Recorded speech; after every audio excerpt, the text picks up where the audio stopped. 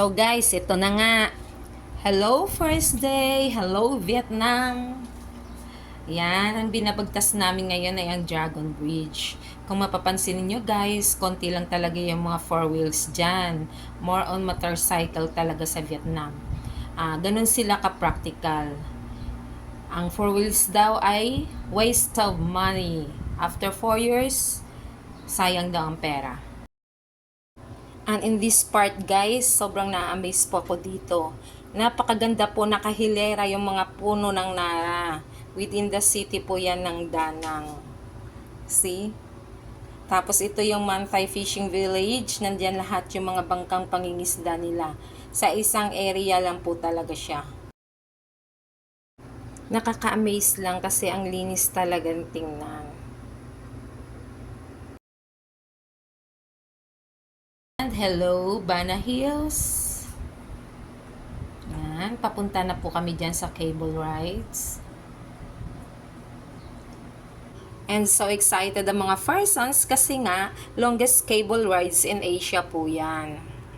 Na matatagpuan lamang sa Danang.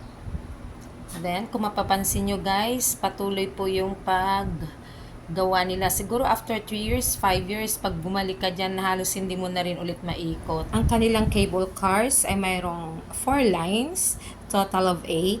Back and forth po yan. Waterfalls down there. And the foggy part na magugulat ka na lang, may sumusulpot na lang ng mga cable cars. So far guys, ito yung longest cable car experience namin.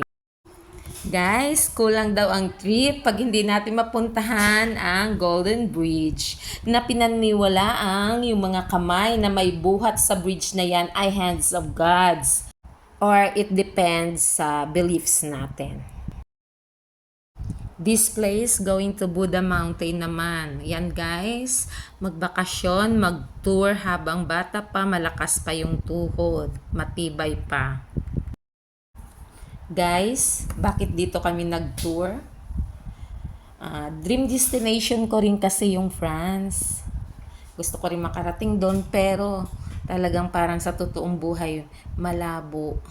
Kaya dito sa Danang, na-fulfill na yung dream na yon. May kanya-kanya kasi lang tayong goal sa buhay. Kami kasi, ang forte namin vacation, pag may pera, pag na-fulfill na yung sa bahay, okay na, larga. Yung iba naman, papaganda ng bahay, ganun. Kung saan tayo masaya, satisfied, go. Ayan si Juno, tinatawa-tawanan ako niyan eh. O diba, ang ganda lang talaga ng place. Sobra. Thanks God for this moment. Enjoy watching guys. Just happy to share. Bye-bye.